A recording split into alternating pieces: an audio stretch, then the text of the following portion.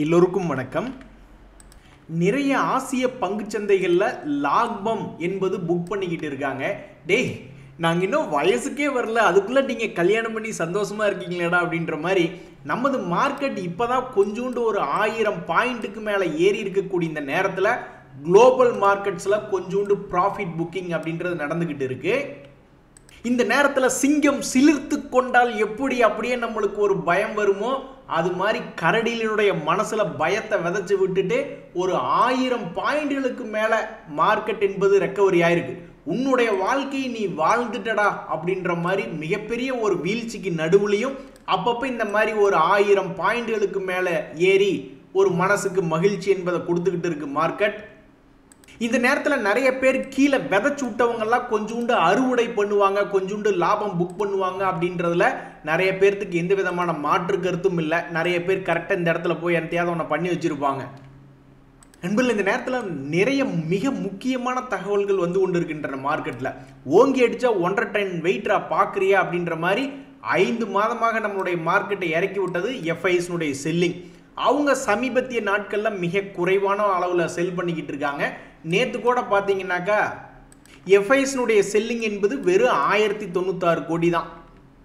இந்த Hyundai motor அப்படின்ற company வந்து இந்தியாவில் ஒரு மிகப்பெரிய ஒரு டாப் ஜாம்பவான் கார் தயாரிக்கிறதுல ஒரு ஜாம்பவானாக இருக்கக்கூடிய இந்த ஹூண்டாய் மோட்டார் ஒரு வருடத்தினுடைய லோவில் ட்ரேட் ஆகிட்டு இருக்கான். சமீபத்தில் தான் ஐபிஓ வந்ததுலேருந்தே அது வந்து கொஞ்சம் கீழ் நோக்கி தான் ட்ரேட் ஆகிட்டு இருக்கு.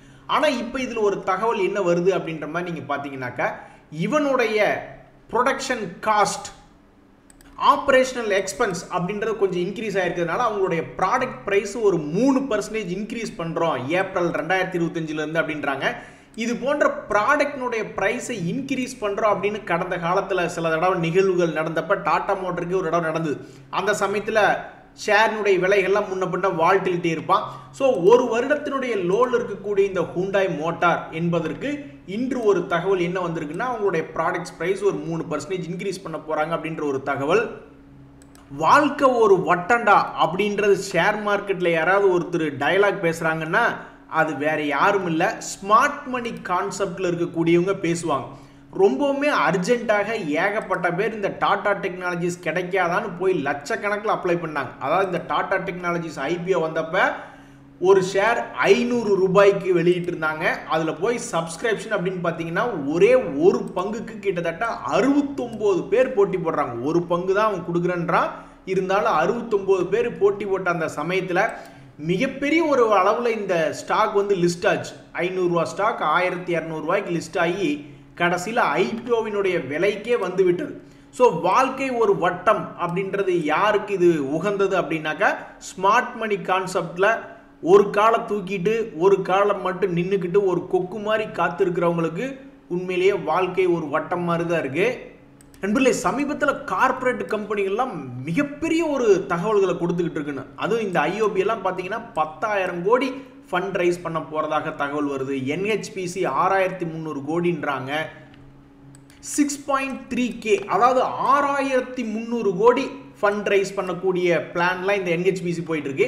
இந்த என்ஹெச்பிசி அப்படின்றது சமீபத்தில் மிகவும் சரிவடைந்த கம்பெனி தான். 115 ரூபாய்க்கு மேலே எல்லாம் இருந்தவன் கீழே 70 ரூபா வரைக்கும்லாம் போயிட்டான். இப்போ மார்க்கெட்டினுடைய சில ஏற்றங்கள்னால 80 ரூபாய்க்கு வந்து ட்ரேட் ஆகி கொண்டு இருக்கக்கூடிய இந்த பங்கு தன்னுடைய டிசம்பர் 2024 மிகப்பெரிய ஒரு டிசப்பாயின்மெண்ட். என்னையா பண்ணி வச்சிருக்கேன், 600 கோடியிலேருந்து ஒரு கட்டத்தில் 1100 கோடின்னு பணத்தை டபுள் பண்ணி காமிச்சிருக்கேன் நெட் ப்ராஃபிட்டு, அதுக்கப்புறம் இப்படி படுத்துட்டியா அப்படின்ற மாதிரி மிகவும் கவலைக்கிடமான ஒரு ரிசல்ட் என்பதை கொடுத்தது தான் இந்த என்ஹெச்பிசி. அப்போ ஏற்பட்ட அந்த என்ஹெச்பிசியில் இன்னைக்கு ஒரு பெரிய தகவல், 6300 கோடிக்கு ஃபண்ட் ரைஸ் பண்ணுறாங்க அப்படின்ற தகவல் ஒரு பெரிய தகவலாக தான் பார்க்கப்படுகிறது. ஏன்னா அவனுடைய மொத்த ஒரு வருடத்தினுடைய சேல்ஸே கிட்டத்தட்ட 10,000 கோடி தான். அதில் பாதிக்கு பாதி ஃபண்ட் ரைஸ் பண்ண போகிறாங்க அப்படின்ற ஒரு தகவல். நண்பர்களே, நேற்றைய யூஎஸ் ஃபெட்டினுடைய ரேட் வந்து மாற்றம் இல்லை அப்படின்ற ஒரு முடிவுனால கோல்டு ஆகட்டும் பிட்காயின் ஆகட்டும் பெரிய விதமான எந்த விதமான அதிர்ச்சியும் இல்லை. கோல்டு தொடர்ந்து அவனுடைய வாழ்நாளினுடைய உச்சத்துக்கு மேலே உச்சமாக ட்ரேட் ஆகி கொண்டு இருக்கிறது. இந்த சமயத்தில் இன்னைக்கு மார்க்கெட்டில் போட்டு அடி பின்னி எடுத்துக்கிட்டு இருக்காங்க. நேற்றே கடந்த 5 நாட்களாக பல்வேறு பங்குகள் ஏறி வந்துக்கிட்டு இருந்தால் இன்னைக்கு நிறைய பேர் அதில் ப்ராஃபிட் புக்கிங் பண்ணி கொஞ்சம் கீழே போய்கிட்டு இருந்தாலும் இன்னும் வேறு சில வகையான பங்குகள் தொடர்ந்து ஏறிக்கிட்டு தான் இருக்கான். SCI என்று அழைக்கப்படுகின்ற இந்த ஷிப்பிங் கார்பரேஷன் ஆஃப் இந்தியா இன்னைக்கு 14% ஏறி 180 ரூபா அப்படின்னு வந்திருக்கு. இந்த பையெல்லாம் ஒரு 52 வீக் லோன்ல படுத்து கிடந்த பையதான். இவனுடைய Q3 ரிசல்ட்ஸ்ல என்ன ஒரு வருமானம் காமிச்சிருக்கானா அப்படியே குப்புறப்படுக்கப்பட்ட வருமானம். உண்மையிலேயே லாஜிக் கரெக்ட் அப்படின்னா இது போன்ற பங்குகள் 52 வீக் லோன்ல போய் விழுகிறதா லாஜிக் கரெக்ட். ஏன்னா அவனுடைய வருமானம் அப்படி பண்ணி வச்சிருக்கான். தொடர்ந்து 3 குவார்டர்களாக 250 கோடிக்கு மேல காமிச்சுக்கிட்டு திடீர்னு Q3ல வந்து 65 கோடின்னு காமிச்சா அப்புறம் இவனை குப்புற போட்டு படுக்க வைக்காம என்ன பண்றது? அந்த வகையில இந்த பங்கு தொடர்ந்து 52 வீக் லோ பக்கத்துல இருந்த பங்கு இன்னைக்கு ஒரு சின்ன ரிலீஃபாக கிட்டத்தட்ட 150 ரூபா அப்படின்றதுல ட்ரேட் ஆகிட்டு இருக்கு. KEC இன்டர்நேஷனல் அப்படின்ற பங்கு அவனுடைய Q3 ரிசல்ட்ல வந்து என்ன பண்ணியிருந்தாக்கா மற்ற 2 குவார்டர்களோட கொஞ்சம் அதிகமான லாபம் அப்படின்ற மாதிரி தான் பண்ணியிருந்தான். இந்த பங்கு சமீபத்தில் என்ன ஆயிருக்குன்னா இவனும் 52 வீக் லோல தான் இருந்தான். இப்போ ஒரு பங்குக்கு கிட்டத்தட்ட ஒரு 100 ரூபாய்க்கு மேல் நோக்கி ஏறி வந்திருக்கான். ஸோ தற்போதைய அளவில் இந்த KEC இன்டர்நேஷனல் எவ்வளவு தூரம் ஏறி வந்திருக்கு அப்படின்னு பார்த்தீங்கன்னாக்கா இங்கிருந்து கணக்கு எடுத்து பார்த்தீங்கன்னா கிட்டத்தட்ட 30% என்பது ஏறி வந்திருக்கு.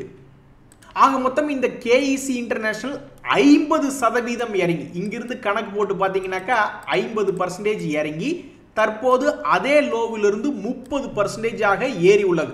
பார்க்கறதுக்கு என்னமோ இந்த பிரைஸ் இங்கிருந்து இவ்வளவு தூரம் இறங்கின மாதிரி இருக்கு. கொஞ்சோண்டு ஏறணுமே 30% ஏறின மாதிரி இருக்கு. பார்த்தீங்களா? அடடா, என்ன ஒரு ஆச்சரியம். இதுக்கு காரணம் என்ன அப்படின்னு பார்த்தீங்கன்னாக்கா 2 ரூபா பங்கு 4 ரூபா ஏறிச்சுன்னா பணம் டபுள் அப்படின்ற மாதிரியான அர்த்தம். அதே 4 ரூபா பங்கு 2 ரூபா கீழே இறங்குது அப்படின்னாக்கா அதுல 50% தான் வீழ்ச்சி அடைஞ்சதா அர்த்தம். ஸோ 50% அப்படின்றதனுடைய சார்ட், அதாவது 100% அப்படின்றதனுடைய சார்ட் வந்து மாறி மாறி பார்க்கும். இதை எப்படி சொல்றது எனக்கு தெரியல. ஆக மொத்தம் பார்க்கறதுக்கு ஏதோ ஒரு வாட்டர் ஃபால்ஸ் மாதிரி இறங்கியிருக்கு. கணக்கு போட்டு பார்த்தா 50%. இங்கிருந்து கொஞ்சோண்டு ஏதோ ஒரு ஸ்பீட் பிரேக்கர் மாதிரி தான் தெரியுறான். ஆனால் அதை கணக்கு போட்டு பார்த்தா 30%. ட்ரிக்னோமெட்ரி படித்தவங்களை வச்சு தான் இதெல்லாம் கேட்கணும். ஏங்கண்ணே இப்படி இருக்கு பார்க்கறக்கு அப்படின்னு கேட்கணும். நண்பர்கள், இந்த சமயத்தில் 3/4 ரூபா, அதாவது எங்கள் ஊரில் பக்கமெல்லாம் 3/4 ரூபாய்ப்பாங்க. அது என்னன்னா 75 பைசா டிவிடெண்ட் கொடுத்த பங்காக இந்த மஸ்ரா தத்து நிகாம் அப்படின்றது இருக்கு. சேல்ஸ் ரிலேட்டடாக கொஞ்சோண்டு வீக்கான தகவல் சமீபத்தில் வந்துட்டு இருந்தது இந்த ஹீரோ மோட்டோ கார்ப் அப்படின்ற பங்கு. ஆனால் அவன் இன்னைக்கு ஒரு 2.5% ஏறி மகிழ்ச்சி என்பது ஏற்படுத்தியிருக்கான். கடந்த 6 மாதத்தினுடைய எடுத்து பார்த்தாலும் சரி, கடந்த 1 வருடத்தினை எடுத்து பார்த்தாலும் சரி, மிகவும் வீழ்ச்சி அடைந்து குப்பரப்படுத்திருக்கக்கூடிய பங்காக இந்த ஹீரோ மோட்டோ கார்ப் அப்படின்றது இருக்கு. இதுல சமீபத்திய தகவல் என்ன அப்படின்னு பார்த்தீங்கன்னாக்கா அதில் இருக்கக்கூடிய சில சீனியர்ஸ் வேலை விட்டு போயிருக்காங்க அப்படின்ற மாதிரி சில தகவல் இருக்கு. இந்த 2 வீலர்ல ஹீரோ மோட்டோ கார்ப் அப்படின்றது கிட்டத்தட்ட ஒரு 1100 கோடி வருமானம் பண்ணிக்கிட்டு இருக்கு. பஜாஜ் ஆட்டோ ஆக்சுவலா 2 வீலர் 3 வீலர் எல்லாம் சேர்ந்து தான் அதனுடைய டேட்டா. அவன் வந்து 2196 கோடி ஒரு குவார்டருக்கு வருமானம் என்னன்னு பண்ணிக்கிட்டு இருக்கான். டிவிஎஸ் மோட்டர் வந்து கிட்டத்தட்ட ஒரு குவார்டருக்கு 600 கோடி என்பது வருமானமாக பண்ணிக்கிட்டு இருக்கு. இப்போ இந்த நேரத்தில் இவங்க 3 பேருமே எந்த நிலையில் இருக்காங்க பிரைஸை பொறுத்து அப்படின்னு பார்த்தோம்னாக்கா இந்த ஹீரோ மோட்டோ கார்ப்பும் பாவம் அடிவாரத்தில் இருக்கு. அதே மாதிரி இந்த பஜாஜ் ஆட்டோ அப்படின்ற பங்கும் பாவம் அடிவாரத்தில் இருக்கு. அதே மாதிரி இந்த டிவிஎஸ் மோட்டர் என்ற பங்குமே கொஞ்சோண்டு அடிவாரத்தில் தான் இருக்கு. இந்த நிறைய பேர் பைக் ரேஸ் வச்சுக்கிட்டு இருப்பாங்க. அப்படி பைக் ரேஸ் வச்சுக்கிட்டு நான் முன்னாடி போகணும் அப்படின்ற மாதிரி இந்த பைக் கம்பெனிகள்ல யார் முன்னாடி வந்து அந்த ஷேர் ஹோல்டர்ஸை கிளுகிழுப்பாக சந்தோஷமா வச்சிருக்க போறாங்கன்னு தெரியல. நண்பர்களே, எப்படிப்பட்ட விஷயம் பார்த்தீங்களா? இந்த ஐடிசி அப்படின்ற பங்கு மார்க்கெட் இறங்கி கிடக்கக்கூடிய நேரத்தில் பாகுபலி மாதிரி நின்று மார்க்கெட்டை காப்பாற்றுவான்னு பார்த்தா அவனுமே 6 months லோவில் போய் கவுந்து படுத்து கிடக்கிறான். இந்த நேரத்தில் இந்த ஐடிசி ஹோட்டலே பரவாயில்லடா சாமி அப்படின்ற மாதிரி சமீபத்தில் தனியாக வந்து லிஸ்டான இந்த ஐடிசி ஹோட்டல் பல்வேறு நேரங்களில் இது வாலட்டிலிட்டியாக இருந்தாலும் கடந்த 2-3 நாட்களாக அவனுடைய பழைய உச்சத்தை தாண்டி சந்தோஷப்படுத்திக்கிட்டு இருக்கான். அப்போ இந்த ஐடிசி ஹோட்டலில் எந்த ஒரு நிலையில் என்ட்ரி இருந்தாலும் அது தற்போது மகிழ்ச்சியை கொடுத்துருக்கும். ஆனால் இந்த ஐடிசி லிமிடெட் 1 வருஷத்துக்கு முன்னாடி வாங்கியிருந்தாலும் மன வேதனை தான். அந்த 1 வருஷத்துக்குள்ள எந்த இடத்துல வாங்கியிருந்தாலும் அதுலேயும் முக்கியமாக 500 பக்கமெல்லாம் வாங்கியிருந்தாலும் மன வேதனை தான். ஸோ யாருக்கு இந்த ஐடிசி லிமிடெட் மகிழ்ச்சி என்பது கொடுத்துருக்குனாக்கா 2022 ஸோ அந்த மாதிரி போனவங்களுக்கு தான் ஆறுதல் கொடுத்துருக்கோம். இப்போ இருக்கிறவங்களுக்கு ஆறுதல் கொடுத்தது எது அப்படின்னா இந்த ஐடிசியினுடைய ஹோட்டல் அப்படின்ற பங்கு தான். நண்பர்கள், இந்த சுஸ்லான் எனர்ஜி அப்படின்னு ஒரு பங்கு இருக்கு. அந்த பங்கு பாவம் காலையில் பொசுக்குன்னு கீழே இறங்கிட்டான். 58 ரூபா ரேஞ்சில் இருந்து திடீர்னு மைனஸ்க்கு பெரிய அளவில் வீழ்ச்சி அடைஞ்சிட்டான். அப்போதான் இந்த ஷேர் ஹோல்டர்ஸ் எல்லாம் மனசில் நினச்சிருப்பாங்க, உன்னை உள்ள விட்டது தப்பாக போச்சு பார்த்தியா அப்படின்ட்டு. ஏன் அப்படின்னாக்கா ஒரு தகவல் வருது, இந்த மாதிரி ஜேஎம் ஃபினான்ஷியல் அப்படின்றவங்க அந்த பிளான்ட்டை போய் பார்த்து விசிட் பண்ணதுக்கப்புறம் அவங்களுடைய ரேட்டிங்கை கொஞ்சம் குறைச்சிருக்காங்க, டார்கெட்டை குறைச்சிருக்காங்க அப்படின்ற ஒரு தகவல் வந்தோடனே, உன்னை உள்ள விட்டங்காட்டி தானே நீ இந்த வேலையை பண்ணியிருக்க, உன்னை உள்ள விடாமல் கம்முன்னு வச்சுருந்தாக்க நீ கம்முன்னு இருந்திருப்பில்ல அப்படின்ற மாதிரி பாவம் திடீர்னு பயந்துட்டாங்க. அந்த தகவல் வந்தனோடனே, அந்த சொல்லடி பட்ட உடனே பாவம் ஸ்வங்கின்னு கீழே போயிட்டு இப்போ ஏதோ ஒரு மாதிரி 23 பைசா ப்ளஸில் ட்ரேட் ஆகிக்கிட்டு இருக்கான். இப்படி தான் பல வீடுகளில் என்ன நடக்குதுன்னா, செல்லக்குட்டி கண்ணுக்குட்டி மாதிரி ஒரு பையன் வளர்ந்துக்கிட்டு ஜாலியாக அவன் பாட்டுக்கு நடுவூட்டில் படுத்து கிடந்துட்டு வந்திருப்பான். அப்புறம் அவனை போய் பாத்திரம் தேயி வீட்டை கூட்டி விடு அப்படின்னு கொடுமைப்படுத்துகிறாங்க. இந்த மாதிரி வேலைகள்லாம் பொதுவாக ஒரு செல்லக்குட்டியினுடைய வாழ்க்கையில் இல்லை அப்படின்னாலும் வீட்டம்மா வந்ததுக்கப்புறம் இந்த வேலைகளை எல்லாம் அமல்படுத்திடுறாங்க. இதுதான் உனக்கு கடைசி வார்னிங் அப்படின்னு யாரோ மிரட்டி விட்டுருக்காங்க போலப்பா இந்த பஜாஜ் ஹவுசிங் ஃபினான்ஸ் அப்படின்ற பங்கை. தொடர்ந்து ஒரு வருஷமாக மிகப்பெரிய கும்பாவாக இறங்கிக்கிட்டே இருந்தான். அவன் பாட்டுக்கு 200 ரூபா பக்கத்துலேருந்து 100 ரூபா பக்கத்தில் போய் ட்ரேட் ஆகிட்டு இருந்தான். கடைசியில் யாரோ பிடிச்சி மிரட்டி விட்டாங்க போல. கடந்த ஒரு மாதமாக கொஞ்சோண்டு மேல் நோக்கி ஏறி ஒரு 5% அப்படின்ற மாதிரி இந்த பஜாஜ் ஹவுசிங் ஸ்டாக் ப்ரைஸ் அப்படின்றது ட்ரேட் ஆகி கொண்டிருக்கிறது. நண்பர்களே, இந்த ஆர்இசி லிமிட்டட்லையுமே ஒரு மகிழ்ச்சியான தகவல் தான். இன்ட்ரிம் டிவிடெண்ட், அவங்க 4th இன்ட்ரிம் டிவிடெண்டுங்க, சும்மா சாதாரணமாக இல்லை. 4th இன்ட்ரிம் டிவிடெண்ட் அப்படின்றது ஒரு பங்குக்கு 3 ரூபா 60 பைசாவாக வந்துள்ளது. இந்த பங்கு ஒரு காலத்தில் அவன் இருந்த விலை அப்படின்னு பார்த்தீங்கன்னா 600 ரூபா ரேஞ்சில் இருந்தான். அப்பவும் இதே அளவு தான் டிவிடெண்ட் கொடுத்துட்டு இருந்தான். ஏன்னு கேளுங்க, அவனுடைய வருமானம் சமீப காலமாக ஒரே மாதிரி தான் இருக்கு, பெரிய அளவில் மாற்றம் அப்படின்ற மாதிரிலாம் இல்லை. ஸோ இனிமேலும் இதே மாதிரி டிவிடெண்ட் கொடுத்தா மகிழ்ச்சியாக தான் இருக்குது. இதே மாதிரி வருமானம் பண்ணி இதே மாதிரி டிவிடெண்ட் கொடுக்குறாங்கன்னு வச்சுங்களேன், அப்போ சில பேர்த்துக்கு ஒரு மகிழ்ச்சியாக தான் இருக்கும். ஏன்னா எப்படி ஒரு 3% பக்கம் டிவிடெண்ட் கொடுத்துக்கிட்டு இருக்காயா, நீ நல்லாரியா அப்படின்ற மாதிரி நினைப்பாங்க. ஆனால் இதை விடவும் 5 வருஷத்துக்கு முன்னாடி வாங்கினவங்கலாம் யோசிச்சு பாருங்க, 100 ரூபா 80 ரூபாய்க்கெல்லாம் வாங்கினவங்களுக்கு எவ்வளவு பெரிய டிவிடெண்ட் ஈல்டு அப்படின்றது இருக்கும். ஸோ அந்த ரேஞ்சுக்கெல்லாம் யார் என்ட்ரு ஆயிருக்கு அப்படின்னு பார்த்தா விவரமாக இந்த எஃப்ஐஎஸ் எல்லாம் அப்பவே அந்த காலத்தில் என்ட்ரு ஆயிருக்காங்க. 2022 சமயத்துலாம் 24% அந்த ஆர்இசி லிமிடெட்ல ஹோல்டு பண்ணிக்கிட்டு இருக்காங்க. நம்ம பிரசிடென்ட் அவர்கள் கம்மியாக தான் வச்சிருக்காரு, பிஎஃப்சி மூலியமாக வச்சிருக்காப்ல. டிஐஸ்மே பெரிய அளவில் வந்து என்ஜாய் பண்ணுற ஆள் கிடையாது. அவங்களுமே வந்து ஒரு 13% தான் தற்போதைய நிலைமையில் ஹோல்டு பண்ணிக்கிட்டு இருக்காங்க. அந்த காலத்தில் 2022 பார்த்தீங்கன்னா வெறும் 10% தான் ஹோல்டு பண்ணிக்கிட்டு இருக்காங்க. ஸோ அந்த 2022-20 அந்த சமயத்தில் 80 ரூபா ரேஞ்ச் இருக்கும் போதெல்லாம் பிடித்த ஆட்கள் வந்து எஃப்ஐஎஸ் அதிகமாக இருக்காங்க. நண்பர்களே, மிக முக்கிய தகவல் சப்புன்னு முடிச்சு விட்டாங்க அப்படின்ற மாதிரி அந்த யூஎஸ் ஃபெட்டினுடைய இன்ட்ரெஸ்ட் ரேட் அப்படின்றது அன்சேஞ்சாக நிறுத்தியிருக்காங்க, எதுவுமே மாற்றம் இல்லை. ஸோ இந்த வருஷத்தில் 3 மாதம் முடிஞ்சுது. இனி மீதி இருக்கக்கூடிய 9 மாதத்தில் என்ன எங்கே கொண்டு போய் எப்படி முடிக்க போகிறாங்கன்னு தெரியல. ஒரு 1.5% இந்த வருஷத்தில் கம்மி பண்ணி விட்டாங்கன்னா ஜாலியாக இருக்கும். ஸோ ட்ரம்ப் அவர்களுக்கு போட்டியாக இந்த யூஎஸ் ஃபெட் சேர்மன் தன்னுடைய கடைசி காலம் வரைக்கும் ரேட்டை குறைக்காமே இருந்து அப்புறம் புது கவர்னர் வந்து குறைக்கிறாரா என்னங்கிறது பொறுத்து இருந்தால் பார்க்கணும்.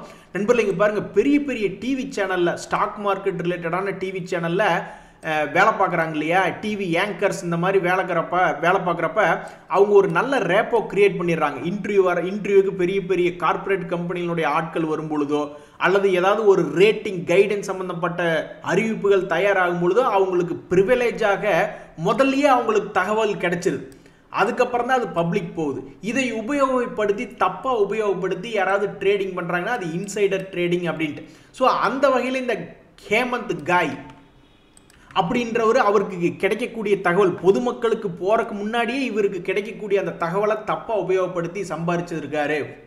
இன்சைடர் ட்ரேடிங் அப்படின்னு சொல்லிட்டு அவர் அவருக்கு பெனால்ட்டி போட்டுட்டு அவர் 5 வருஷம் ட்ரேடிங் பண்ணக்கூடாது அப்படின்ற மாதிரி செபி தடை பண்ணியிருக்கு.